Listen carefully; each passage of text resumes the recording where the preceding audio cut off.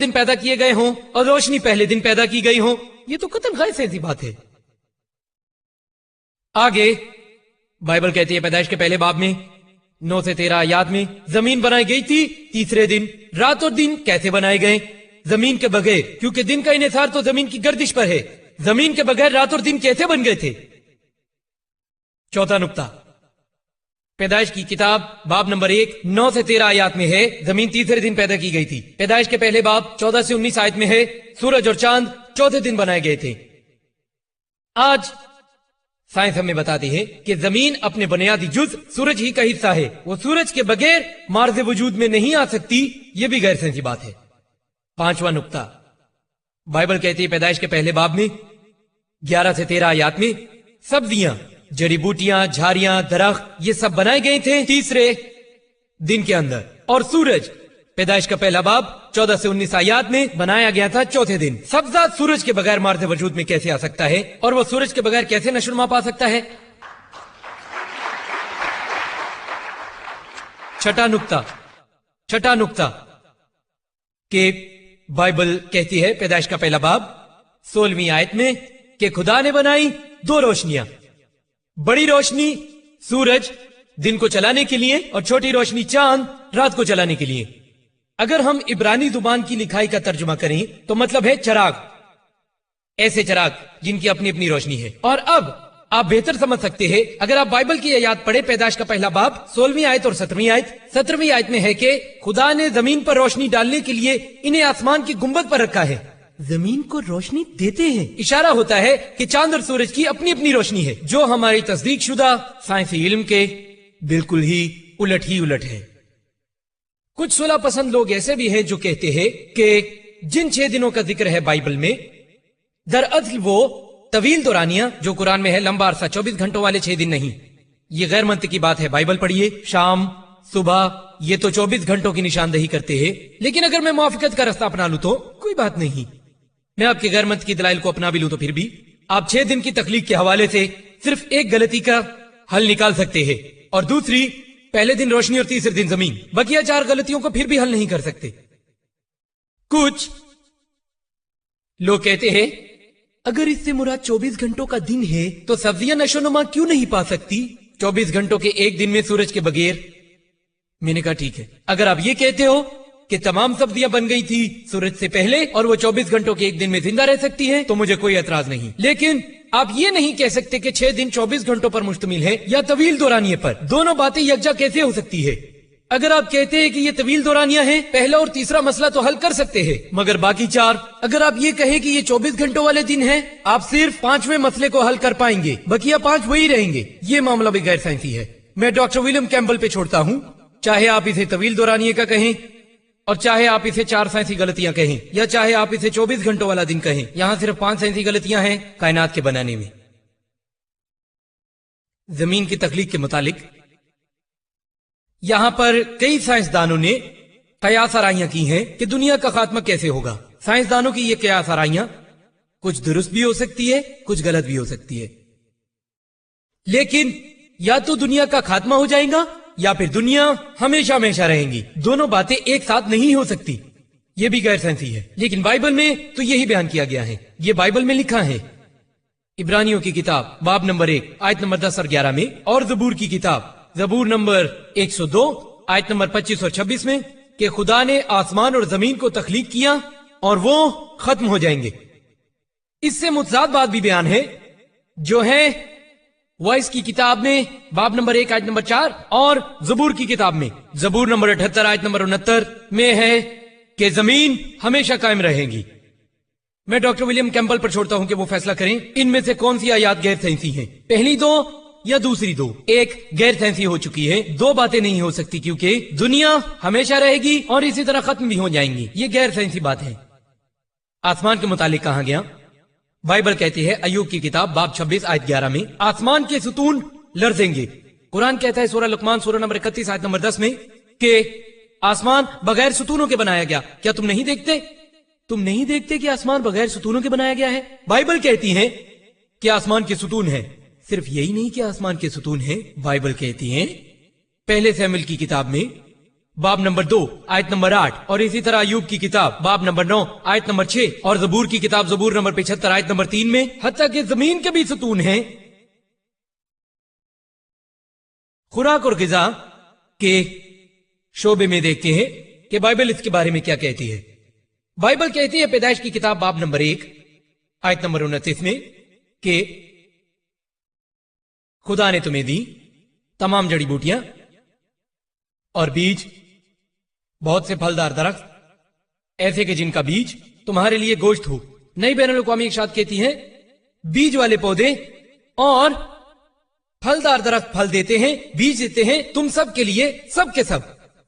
आज यहां तक कि आम आदमी जानता है कि यहां कई जहरीले पौधे होते हैं, जैसा कि वाइल्ड बेरीज, स्ट्रिचनीज, दतूरा, वो पौधे जिनमें तजाबियत होती है, ओलिएंडा, वाकई पॉइल्ट, जो ऐसे हैं कि इन्हें हजम करें यानी खाएं कभी इम्कान है कि आप मर जाएंगे। ये कैसे हो सकता है इंसान और कायनात को बनाने वाला ये ना जानता हो कि इनको खाने से वो मर जाएंगे। मैं उम्मीद करता हूं कि डॉक्टर विलियम कैम्पबेल अपने मरीजों को जड़ी बूटियों वाली कोई खुराक नहीं देते होंगे। बाइबल में एक साइंसी आजमाइश है, हमें कैसे पता चलेगा सच्चे मानने वाले का। यह जिक्र है मरकज की इंजील में बाब नंबर 16 आयत नंबर 17 और 18। वो कहता है कि सच्चे मानने वालों की कुछ निशानियां होंगी और उनमें से चंद निशानियां ये होंगी, यानी मेरे नाम से वो शैतान को मार भगाएंगे, वो लोग गैर मुल्की जुबानें बोलेंगे, नई जुबानें, वो अजदहे काबू करेंगे। अगर वो मरने वाला जहर भी पिएंगे तो वो मरेंगे नहीं, अगर वो अपना हाथ बीमारों पे रखेंगे तो वो ठीक हो जाएंगे। ये एक साइंसी आजमाइश है। साइंसी इस्तिलाह में इसे किसी सच्चे और मोमिन ईसाई की परख के लिए तस्दीकी आजमाइश कहा जाता है। मेरी जिंदगी के पिछले 10 सालों में हजारों ईसाइयों के साथ मैं उठता बैठता हूँ, मेरे जाती ताल्लुकात है, मुबल्लिगीन के साथ भी। मुझे अभी तक एक भी ऐसा ईसाई नहीं मिला जो कि बाइबल की इस तस्दीक करने वाली आजमाइश पर पूरा उतरता हो, और मुझे अभी तक ऐसा एक भी ईसाई नहीं मिला जिसने जहर पिया हो। एक भी ईसाई ऐसा नहीं, वो जहर पिए और वो मरे नहीं। और इस साइंस की इस्तिलाह में इसे झूठों को जांचने की परख भी कहा जाता है, यानी कि अगर कोई झूठा शख्स ऐसा करने की कोशिश करता है, जहर पिए, वो मर जाएगा। एक झूठा शख्स कतई ऐसे इम्तिहान से गुजरने की जरूरत नहीं करेगा। अगर आप सच्चे ईसाई नहीं हैं तो आप इसे आजमाने की कभी जरूरत नहीं करेंगे, क्योंकि आप अगर झूठों की परख का आजमाइशी तजर्बा करेंगे तो नाकाम होंगे। तो हर वो शख्स जो कि सच्चा ईसाई नहीं है वो कभी भी ऐसा तजर्बा नहीं करेगा। मैंने किताब पढ़ी कुरान और बाइबल तारीख और साइंस की रोशनी में, जो डॉक्टर विलियम कैम्पबेल ने लिखी। मेरा ख्याल है कि वो एक सच्चे ईसाई मोमिन है, लिहाजा मैं इनसे यह तवक्को रखता हूं कि वो मुझे साबित करें झूठे की परख की आजमाइश के बारे में।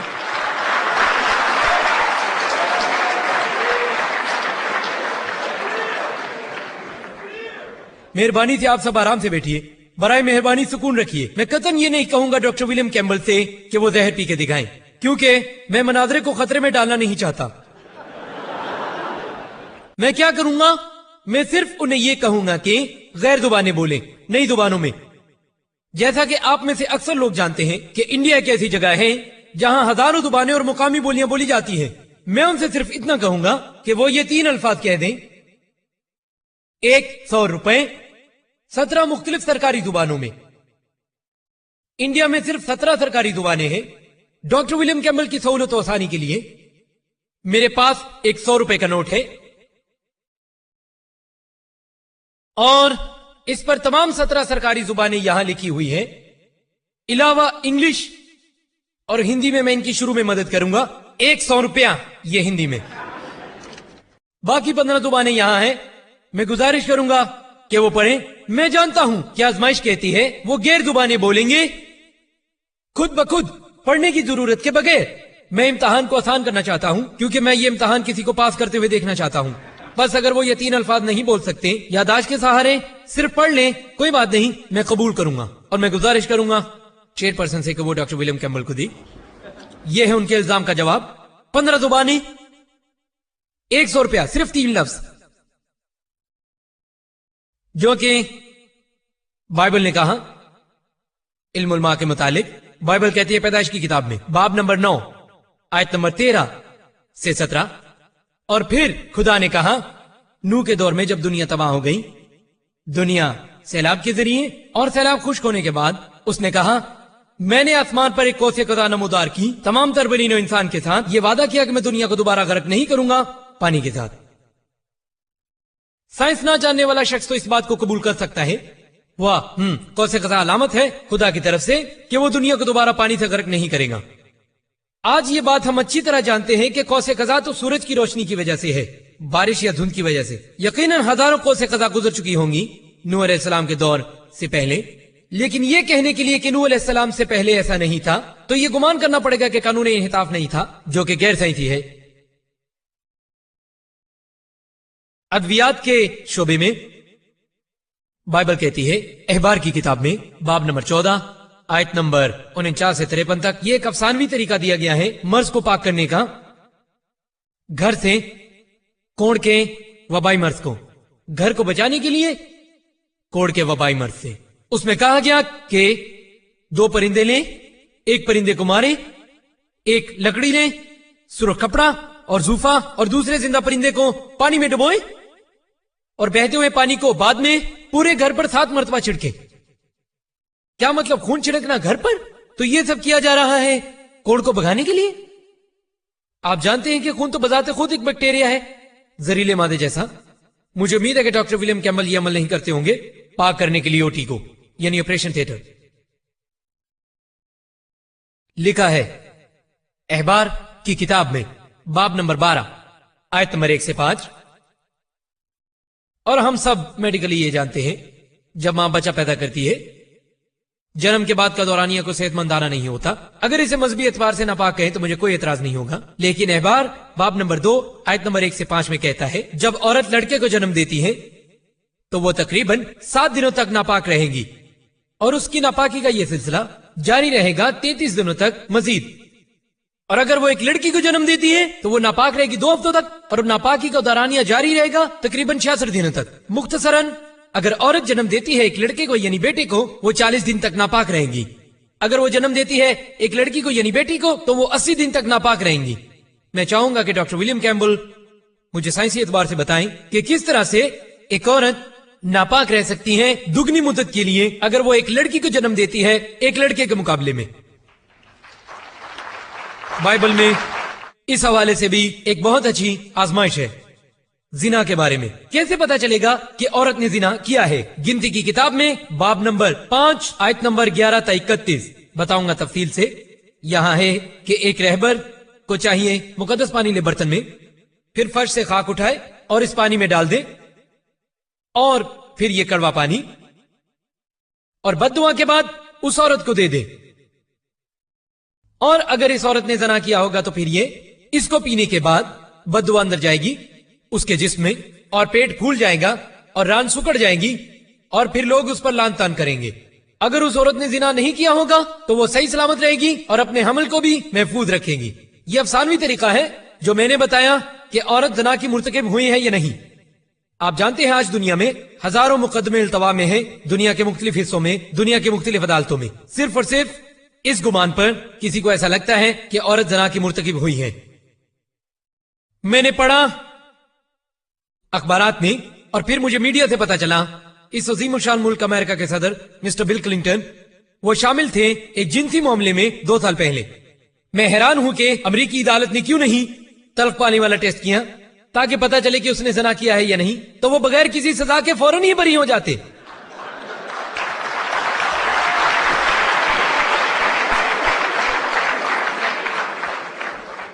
کیوں عیسائی تبلیغیوں نے ایسا نہیں کیا؟ اس عظیم و شان ملک کے خصوصاً وہ جو طبی میدان میں ہیں عزت مآب جناب ڈاکٹر ولیم کیمبل کی طرح کڑوے پانی کا ٹیسٹ کرتے تاکہ جلد اس ملک کے صدر کو بری کراتے۔ علم ریاضی علم کی ایک ایسی شاخ ہے جس کا سائنس کے ساتھ نہایت گہرا تعلق ہے۔ اس کے ذریعے آپ کئی مسائل وغیرہ حل کرتے ہیں۔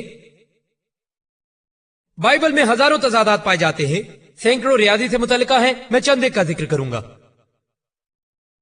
عزرا کی کتاب میں لکھا ہے باب نمبر 2 آیت نمبر 1، نہمیہ باب نمبر 7 آیت نمبر 6 میں بیان کیا ہے جب لوگ جلا وطنی کے بعد بابل سے واپس آئے تو बाबुल के बादशाह बख्त नसर ने लोगों को इसराइल से आजाद किया था, तो वो महकूमी की हालत में वापस आए और फिर लोगों की फहरिस्त दी गई। ये फहरिस्त अदरा में दी गई है, बाब नंबर 2 आयत नंबर 2 से 63 तक, और नहमिया बाब नंबर 7 और आयत नंबर 7 से लेकर 65 तक फहरिस्त दी गई है नामों के साथ। इसी तरह लोगों के छूटने की तादाद इन कुल 60 आयात में, और यहां पर कम से कम 18 मुकामात में लोगों के नाम तो बिल्कुल वही हैं, लेकिन तादाद में फर्क है, और इस तरह कम से कम 18 तजादात पाए जाते हैं इन 2 के 2 बाबों की तमाम तर 60 आयात में।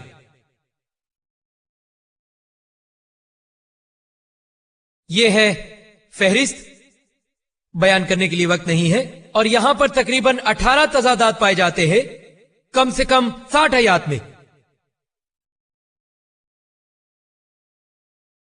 लिखा गया है अजरा की किताब में बाब नंबर 2 आयत नंबर 64, पूरी जमात अगर आप जमा करें तो इनकी तादाद बनती है 42,360। और अगर आप पढ़े नहमिया बाब नंबर 7 में आयत नंबर 66, ये आयात एक जैसी हैं, 42,360। लेकिन अगर आप जमा करें इन तमाम आयात को, जैसा कि मैंने तैयारी की, यह है फहरिस्त, यह है फहरिस्त अजरा की,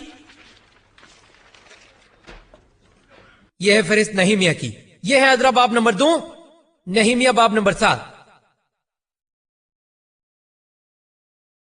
अगर आप जमा करें जैसा मैंने तैयारी की, अगर आप जमा करें अजरा बाब नंबर 2 से, ये 42,360 नहीं बनती, ये तादाद जाकर बनती है तकरीबन 29,818।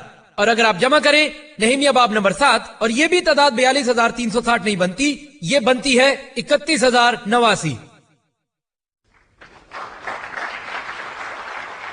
सोचिए, बाइबल का मुसन्निफ जैसा कि खुदा को समझा जाता है, वो सादा सा जमा का अमल नहीं जानता। अगर किसी प्राइमरी पास शख्स को आप यही सवाल दे दे तो वो भी आपको इसका दुरुस्त जवाब ही देगा। अगर आप जमा करें तमाम 60 आयात को, ये बहुत आसान है खुदा के लिए जो जमा नहीं जानता, नाउज़-बिल्लाह। अगर हम ये कहते हैं कि ये खुदा के अल्फाज हैं। अगर हम मजीद पढ़ें अजरा बाब नंबर 2 में आयत नंबर 65 कहा गया है, वहां 200 गाने वाली मर्द और औरतें थी। नहमिया बाब नंबर 7 आयत नंबर 67, वहां पर 245 गाने वाली मर्द और औरतें थी। वहां पर 200 या 245 गाने वाली मर्द और औरतें थी। इबारत एक जैसी है, यहां रियाजी का तादाद है। यहां लिखा है दूसरा सलातीन बाब नंबर 24 आयत नंबर 8, जब यहोयाकीन 18 साल का था जब उसने यरूशलेम पर हुक्मरानी शुरू की, और यह हुक्मरानी 3 महीने और 10 दिन तक रही। दूसरा तवारीख बाब नंबर 36 आयत नंबर 9 में है कि यहोयाकीन 8 साल का था जब उसने हुक्मरानी शुरू की, और वो 3 महीने और 10 दिन तक रही। यहोयाकीन था 18 साल का जब हुक्मरानी की, या वो 8 साल का था? उसने 3 महीने तक की, या उसने 3 महीने 10 दिन तक की? जैसा कि लिखा है पहले सलातीन में बाब नंबर 7 आयत नंबर 26 में है, सुलेमान की इबादत गाह में ढाले गए समंदर में उनके पास 2000 हमाम थे। दूसरे तवारीख में बाब नंबर 4 आयत नंबर 5, उनके पास 3000 हमाम थे। उनके पास 2000 हमाम थे या उनके पास 3000 हमाम थे? ये बात मैं छोड़ता हूं डॉक्टर विलियम कैम्बल पे कि वो क्या कहते हैं। ये रियाजी के हवाले से वाज़ेह तरीन तजादात हैं। इससे हटकर बयान किया गया है पहले सलातीन बाब नंबर 15 आयत नंबर 33 में कि बादशाह मर गया आसा के 26वें साल के दौरे हुकूमत में। और दूसरा तवारीख बाब नंबर 16 आयत नंबर 1 में है कि बादशाह ने जूडा पर हमला किया आसा के 36वें साल के दौरे हुकूमत में। किस तरह से बादशाह हमला कर सकता है मरने के 10 साल बाद? यह गैर साइंसी है। मैं डॉक्टर विलियम कैम्बल की आसानी के लिए उठाए गए एतराजात को दोहराता हूं। मैं इन्हें तफसील से बयान करूंगा जो पॉइंट मैंने बताए हैं। पहला इतराज था कि अर्ज़ो समा की तख्लीक, कायनात की तख्लीक 24 घंटों वाले 6 दिनों में थी। रोशनी अपने मंबा से पहले ही मौजूद थी। दूसरा इतराज। तीसरा, दिन जमीन की तख्लीक से पहले वजूद में आया। चौथा इतराज, जमीन सूरज से पहले वजूद में आई। पांचवा इतराज, सब्जा सूरज की रोशनी से पहले वजूद में आया। छठा इतराज, चांद की रोशनी उसकी अपनी रोशनी है। 7वां एतराज, ये जमीन क्या ये तबाह होगी या ये हमेशा रहेगी? 8वां एतराज, जमीन सुतून रखती है। 9वां एतराज, आसमान सुतून रखता है। 10वां एतराज, खुदा ने कहा तुम तमाम तर पौधे और तमाम सब्जा खा सकते हो जहरीले पौधों समेत। 11वां एतराज, साइंसी आजमाइश, झूठों की आजमाइश का तरीका, मरकज की अंजील बाब नंबर 16 आयत नंबर 17 और 18। 12वां एतराज, एक औरत नापाक रहती है दुगने वक्त तक अगर वो लड़की को जन्म देती है बनिस्बत लड़के के। 13वां एतराज, खून का इस्तेमाल पाक करने के लिए सारे घर को कोढ़ की बीमारी से। 14वां एतराज, आप क्या कहते हैं कड़वे पानी की आजमाइश के मुतालिक जिना के हवाले से। 15वां एतराज, 18 मुख्तलिफ तजादात 60 से भी कम आयात में अदरा बाब नंबर 2 और नहमिया बाब नंबर 7 में। मैंने इन्हें 18 तजादात नहीं गिना बल्कि एक ही शुमार किया है। 16वां एतराज, मजमूई तादाद मुख्तलिफ है दोनों अबवाब में। 17वां एतराज, क्या वो 200 गाने वाले मर्द खवातीन हैं या वो 245 गाने वाले मर्द खवातीन हैं। 18वां एतराज, क्या यहोयाकीन 18 साल का था या कि वो 8 साल का था जब उसने हुकूमत की। 19वां एतराज, उसने 3 महीने हुकूमत की या 3 महीने 10 दिन। 20वां एतराज, सुलेमान अलैहिस्सलाम के पास 3000 हमाम थे या 2000 हमाम थे। 21वां एतराज है कि बादशाह किस तरह हमलावर हुआ जूडा पर अपनी मौत के 10 साल बाद। 22वां एतराज है खुदा ताला ने कहा कि मैंने आसमान में कौसे कदा रखी एक वादे के तौर पर इंसान के लिए कि कभी दुनिया को गर्क नहीं करूंगा पानी के जरिए। मैंने सिर्फ 22 का शुमार किया है। सैकड़ों पाए जाने वाले गैर साइंसी एतराजात जो कि बाइबल में है, साइंसी गलतियां, मेरी इल्तिजा है डॉक्टर विलियम कैम्बल से वो जवाब दें। कतई नजर इसके कि वो इस्तेमाल करते हैं हमांगी का रास्ता या मुखालिफाना तर्ज अमल, जब तक वो मंतक की हदूद में है वो कभी भी इस अहल नहीं होंगे कि साइंसी तौर पर साबित करें इन 22 एतराजात को जो मैंने उन्हें बताए। हमारा ईमान है हजरत ईसा अलैहिस्सलाम पर नाजिल की गई थी इंजील, मगर ये वो अंजील नहीं है। हो सकता है कुछ खुदा का कलाम हो लेकिन दूसरा गैर साइंसी हिस्सा खुदा का कलाम नहीं है। मैं अपनी बात को खत्म करूंगा कुरान मजीद की इन चंद आयात पर। सूरतुल बकरा सूरत नंबर 2 आयत नंबर 79 जो कहती है फवैलुल लिल्लज़ीना यक्तुबूनल किताब बियदिहिम सुम्मा यक़ूलूना हाज़ा मिन इंदिल्लाह लियश्तरू बिही समनन कलीला फवैलुल लहुम मिम्मा कतबत अयदीहिम ववैलुल लहुम मिम्मा यक्सिबून। ऐसे लोगों के लिए खराबी है जो अपने हाथ से किताब लिखते हैं और कहते हैं कि अल्लाह की तरफ से है और उसे मामूली कीमत की एवज बेचते हैं। खराबी है उन पर जो कुछ उन्होंने लिखा, खराबी है उन पर जो कमाते हैं। व आखिरु दावाना अनिल हम्दुलिल्लाहि रब्बिल आलमीन।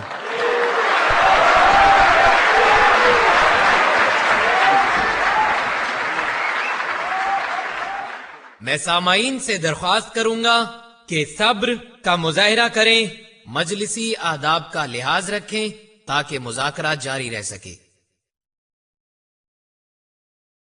अब मैं दावत देता हूं डॉक्टर विलियम कैम्बल को कि वो अपना जवाब डॉक्टर जाकिर नाइक को पेश करें।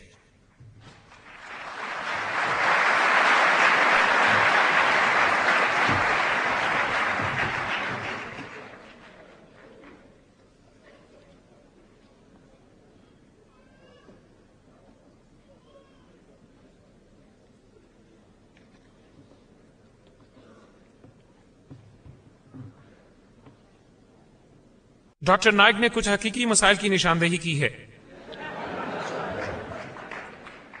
मैं मुत्तफिक नहीं हूं इनके जवाबात से कुरान के हवाले से अलका और मुदगा के मुतालिक। मेरा ख्याल है कि यह बहुत बड़ा मसला है, लेकिन उनकी अपनी राय है, मेरी अपनी राय है। सो हर शख्स घर जाकर इसके मुतालिक खुद गौर व फिक्र करे। उन्होंने अपनी तकरीर में कहा कि वो किसी ऐसे शख्स से नहीं मिले जो जहर पीने की आजमाइश से गुजरा हो। मैं ऐसा शख्स पेश नहीं कर सकता क्योंकि वो तो पहले ही खुदा से जा मिला है, लेकिन मेरा एक दोस्त हैरी रेडक्लिफ, और वो एक कस्बे में रहता था मराकेश के जनूब में, और उसके जानने वालों में से एक शख्स जो कि गालिबन उसका दोस्त था, उसने उसे मदऊ किया दोपहर के या रात के खाने पर, और उसने उसकी बीवी और उसके बेटे को भी बुला रखा था। बस जब हैरी ने जाने की हामी भर ली तो कोई शख्स आया, उसने दरवाजा खटखटाया और उसने कहा वो तुम्हें जहर दे देगा। لیکن وہ چلے گئے۔ ہیری نے اسی آیت کو یاد کیا جو آپ نے پڑھی ہے، تو اس نے فیصلہ کیا کہ اس کو جانا چاہیے کیونکہ اس نے کہہ دیا تھا۔ پس وہ گیا، اس نے انتظار کیا کہ شاید وقت مل جائے جب وہ زہر آلود کھانا لا کے ادھر ادھر ہو جائے گا تو وہ زہر آلود کھانے کو غائب کر دے گا، لیکن اتنا وقت نہ تھا اور وہ پھنس گیا اور اس نے کھا لیا۔ اور وہاں پر اس کی بیوی اس کے ساتھ تھی، لیکن اس نے کچھ زیادہ نہیں کھایا۔ وہ جانے سے پہلے بیٹے کو گھر پر کھلا چکے تھے۔ ہیری نے خوب کھایا اور اس رات ہیری کے پیٹ میں درد شروع ہو گیا اور اس کو خون کی الٹیاں آئیں، لیکن وہ زندہ رہا۔ 2 دن کے بعد اس نے اس کے گھر کا دروازہ کھٹکھٹایا۔ وہ بندہ آیا اور اس نے دروازہ کھولا اور اسے دیکھ کر اس کا رنگ اڑ گیا۔ ہیری نے شکریہ ادا کیا دعوت کا۔ میرا خیال ہے میں آپ کو ایک مثال تو دے سکتا ہوں کم از کم۔ خیر، آپ نے کہا کہ یسوع مسیح صرف یہودیوں کے لیے بھیجے گئے تھے۔ جاؤ صرف یہودیوں کے پاس اور تم ہرگز بے دینوں کے پاس مت جانا۔ جی ہاں، خود قرآن بھی کنواری مریم کا ذکر کرتا ہے اور وہ کہتی ہیں کہ میں کسی مت کو نہیں جانتی۔ سورہ نمبر 19 آیت نمبر 21 میں پھر یہ کہتی ہیں کہ یسوع لوگوں کے لیے نشانی ہوں گے اور رحمت ہے ہماری طرف سے۔ متی 4 باب 9 آیت میں ہے، ایک خاتون آئی اور اس نے یسوع کے قدموں کو مس کیا۔ انہوں نے کہا کہ جہاں کہیں بھی بائبل کی تبلیغ کی جائے گی، اس پوری دنیا میں جو کچھ اس عورت نے کیا بتایا جائے گا۔ متی کی انجیل باب نمبر 28 میں جب یسوع آسمان کی طرف واپس جانے والے تھے، انہوں نے کہا کہ جاؤ پوری دنیا میں اور تبلیغ کرو بائبل کی۔ لیکن یہ تضاد نہیں ہے۔ انہوں نے اپنے شاگردوں سے کہا کہ صرف یہودیوں کے پاس جاؤ، کیونکہ یہودیوں کو دیا گیا تھا ایک خصوصی موقع۔ یہ ایک کہانی ہے، یہاں بائبل میں کہانی شاید کہنا غلط ہو، یہ ایک تاریخی واقعہ ہے۔ یسوع انجیر کے درخت کے پاس آئے۔ پچھلے 3 سالوں سے اس درخت کو پھل نہیں لگا تھا، اور یوں کسی نے کہا کیا میں اسے اکھاڑ پھینکوں؟ اور پھر یسوع نے جواب دیا کہ نہیں، اسے 1 سال تک رہنے دو، یہ بارآور ہوگا اور دیکھنا اس پر پھل لگیں گے۔ یہ ایک تمثیلی حکایت تھی اسرائیل کے متعلق۔ انہوں نے بنی اسرائیل کو 3 سال تک تبلیغ کی اور آدھا سال اور کی، اور پھر کچھ اور تمثیلیں بھی ہیں جو انہوں نے بیان کی اور کہا کہ ٹھیک ہے، یہ رحمت تم سے لے لی جائے گی اور دے دی جائے گی بے دینوں کو۔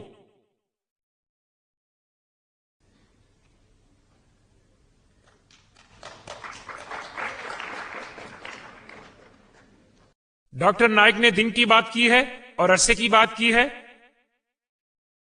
دن سے مراد بائبل میں ایک بہت لمبا عرصہ بھی ہو سکتا ہے، ضروری نہیں کہ یہ 24 گھنٹے ہی ہوں، جیسا کہ ڈاکٹر بکائی نے اپنی کتاب میں اصرار کرنا چاہا۔ تو میرا بھی یہی خیال ہے کہ اس سے مراد وقت کا لمبا عرصہ ہی تھا۔ اور یہ وہ مسائل ہیں جن کی انہوں نے نشاندہی کی ہے اور میں ان سے انکار نہیں کرتا، اور میرے پاس کوئی خاطر خواہ جوابات نہیں ہے، لیکن میں بات کروں گا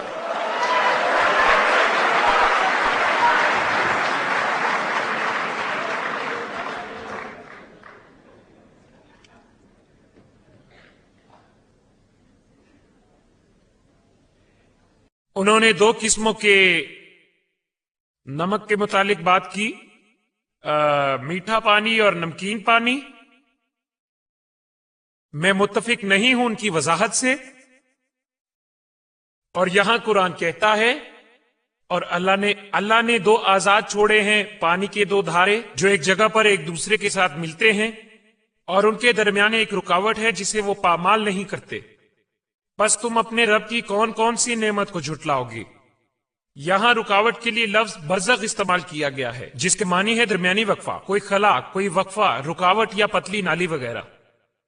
یہی اطلاع سورۃ الفرقان سورہ نمبر 25 آیت نمبر 53 میں دی گئی ہے۔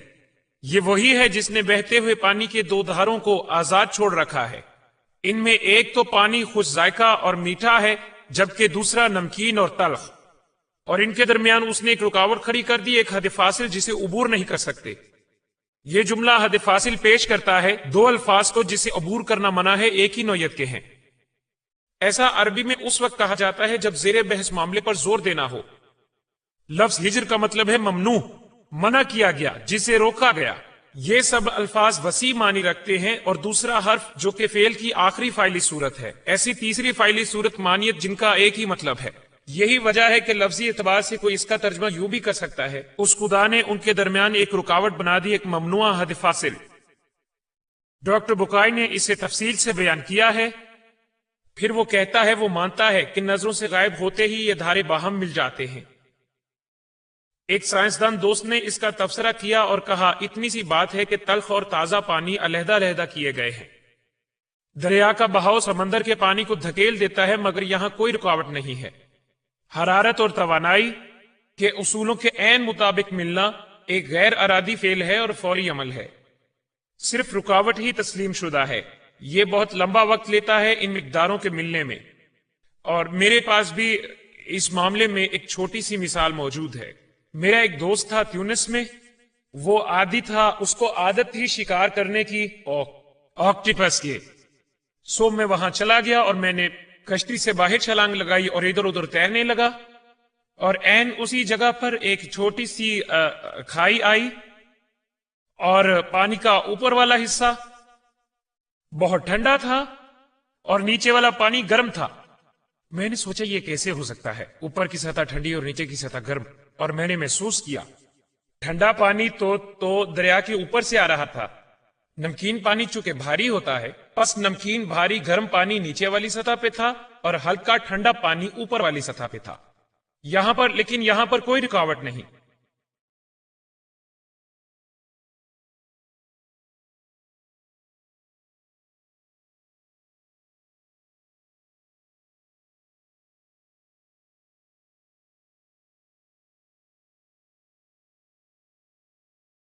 ڈاکٹر نائٹ نے زبانوں کی بات کی ہے، اور یقیناً میں اس قابل نہیں ہوں کہ جواب دے سکوں ان زبانوں کا جو بولی جاتی ہیں انڈیا میں۔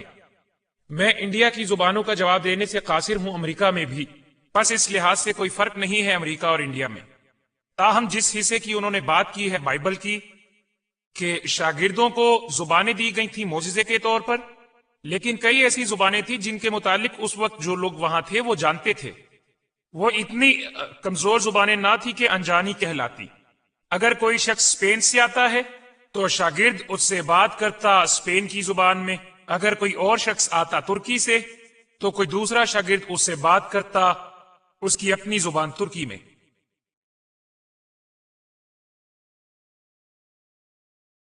اور اب میں بات کروں گا وہ چیز دینے کی جس کی تیاری کی ہے،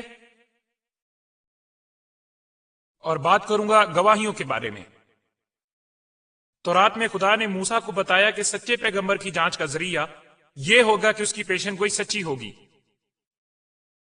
الیاس کی مثال کا تذکرہ کچھ یوں ہے قرآن میں، وہ بادشاہ کے پاس گیا اور اس نے کہا تب تک بارش نہیں ہوگی جب تک میں نہیں کہوں گا۔ بس 6 ماہ گزر گئے، بارش نہ ہوئی۔ 1 سال گزر گیا، بارش نہ ہوئی۔ تیونس میں سال گزر گیا مگر بارش نہ ہوئی۔ پھر 2 سال گزر گئے، بارش نہ ہوئی۔ 3 سال، 3.5 سال، اور پھر الیاس بادشاہ کے پاس گیا اور اس نے کہا ہمارے درمیان ایک مقابلہ ہوگا، اور وہ کرمل کے پہاڑ پر گئے اور ان کے درمیان مقابلہ ہوا۔ بادشاہ ہار گیا۔ قرآن میں بیان کیا گیا ہے کہ الیاس کو واضح طور پر فتح نصیب ہوئی، اور پھر الیاس اپنے گھٹنوں کے بل گر گئے اور بارش کے لیے دعا کی، اور خوب بارش ہوئی۔ یہاں الیاس پہلی گواہی ہے۔ جب انہوں نے کہا کہ بارش نہیں ہوگی جب تک میں نہ کہوں، یہ پہلی گواہی ہے۔ جب خدا نے بارش برسائی، جب الیاس گھٹنوں کے بل گر گیا، تو اس وقت خدا خود دوسری گواہی تھا۔ ایک اور مثال اشعیاء 750 قبل از مسیح میں یہودیوں کو جلا وطن کر دیا گیا تھا۔ ان کی پیشن گوئی تھی کہ ان کو جلا وطن کر دیا جائے گا، اور پھر سائرس انہیں واپس لایا۔ سائرس کون؟ سائرس 250 سال کے بعد فارس کے ایک بے دین بادشاہ سائرس نے یہودیوں کو اسرائیل میں واپس بھیج دیا، فلسطین کے مقام پر۔ اور سائرس کا ایک آستانہ ہے لندن میں جو اس کا بیان کرتا ہے۔ بس کوئی یہ سوال کر سکتا ہے کہ یسوع کی پیشن گوئیاں پوری ہوئیں؟ کیا یسوع نے معجزے دکھائے؟ یسوع نے پیشن گوئیاں کی؟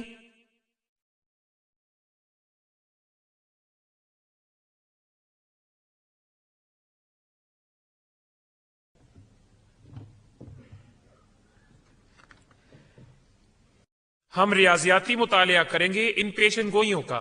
اسے نظریۂ امکانات کہا جاتا ہے. اندازہ لگائیں اور ہم اندازہ لگائیں گے کہ یہ پیشن گوئیاں اتفاقاً پوری ہو سکتی ہیں.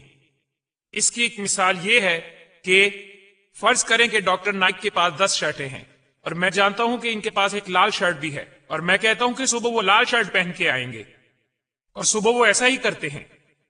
تو کیا میں یہ کہہ دوں کہ میں نبی ہوں؟ تو میرے دوست یہ کہیں گے کہ نہیں نہیں نہیں، یہ سب اتفاق کے طور پر ہوا ہے. اور فرض کریں کہ ڈاکٹر سیموئل کے پاس 2 جوڑے جوتوں کے ہیں اور 1 جوڑا سینڈل کا ہے. بس اس سے اگلے دن میں یہ پیشن گوئی کرتا ہوں ڈاکٹر نائک پہنیں گے سرخ شرٹ، اور پھر میں یہ پیشن گوئی کرتا ہوں کہ ڈاکٹر سیموئل سینڈل پہنیں گے. اور ڈاکٹر سبیل احمد کے پاس 5 ٹوپیاں ہیں اور میں یہ کہتا ہوں کہ وہ پگڑی باندھیں گے. سو ایسے کتنے واقع ہوں گے کہ یہ سب باتیں سچ ثابت ہوں اتفاق سے؟ او کدھر گیا؟ خیر کوئی بات نہیں، آپ ضرب دیں 1/10 کو 1/5 سے، کو 1/3 سے. آپ